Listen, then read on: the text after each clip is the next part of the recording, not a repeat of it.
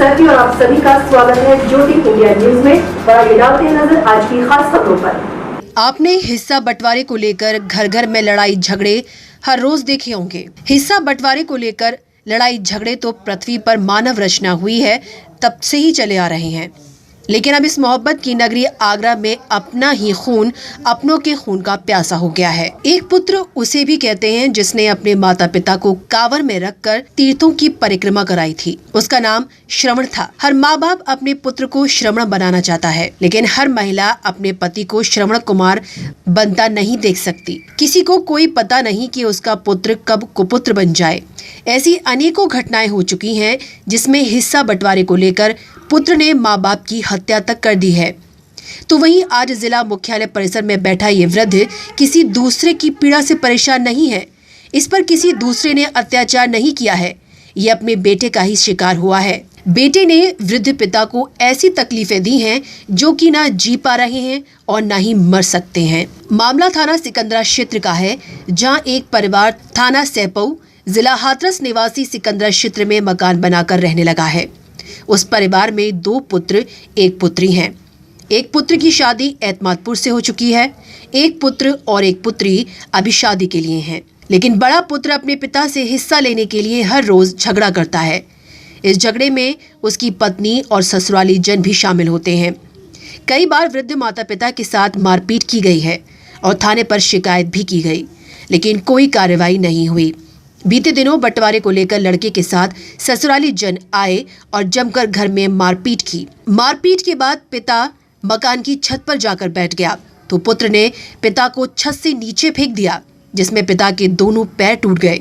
उस पिता को ये नहीं मालूम था कि जिस पुत्र को इसने गोदी में खिलाया है वही उसकी मौत का कारण बनेगा।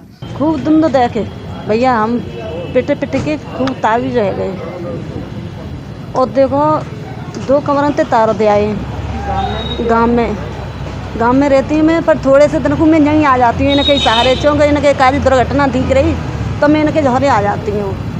तो मैं ज़्यादा नहीं रक्षा बंधन वादना इनके साथ में चली गई। इनकी बहनें आई रखा राखी बांधने के लिए, तो मेरे भैया के खालिज मार गई। मैंने माँ चली गई जी। इतने टाइम जान कर आए 9 तारीख को जी जान कर आए सवेरे होते हुए और जी मारे 10 तारीख को।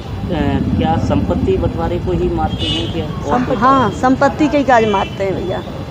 जबकि पिता का कहना है कि हिस्सा बंटवारे को लेकर ये कह दिया गया है कि बेटी और पुत्र की शादी और हो जाने दो, सब कुछ बराबर बराबर बांट लेना। लेकिन बड़ा पुत्र मानने को तैयार नहीं है। इसकी शिकायत लेकर माता पिता पुलिस कप्तान कार्यालय न्याय की गुहार लगाने पहुंचे। इससे पहले भी थाने पर शिकायती पत्र दिया था, लेकिन पुलिस ने पारिवारिक झगड़ा होने की बात कहकर कोई कार्रवाई नहीं की और पुलिस भी छोटे मोटे मामलों में हस्तक्षेप नहीं करना चाहती है, क्योंकि अभी तो पुत्र ने पिता को मकान की छत से ही फेंका था और उसके दोनों पैर टूट गए। जब तक पिता की मौत नहीं होती तब तक पुलिस क्या कार्रवाई कर सकती थी। पुलिस भी चाहती है कि मामला कुछ बड़ा हो तब जाकर कुछ हस्तक्षेप किया जाए। ऐसा ये पहला मामला नहीं है कि पुलिस कुछ नहीं कर रही। हर रोज आगरा में दर्जनों ऐसे मामले आते हैं जिसमें पुलिस की भूमिका ये साबित करती है कि अगर समय रहते पुलिस कार्रवाई कर दे तो किसी की जिंदगी बच सकती है। अनेकों पुत्रों ने अपने पिताओं को मौत के घाट उतार दिया, फिर केवल पुलिस बगलें झाँक कर रह जाती है। अगर पहले से आरोपियों के खिलाफ कार्रवाई हो जाए तो शायद कुछ घटनाएं होने से रोकी जा सकती हैं। नेशन न्यूज के लिए आगरा से अखिल वर्मा की रिपोर्ट।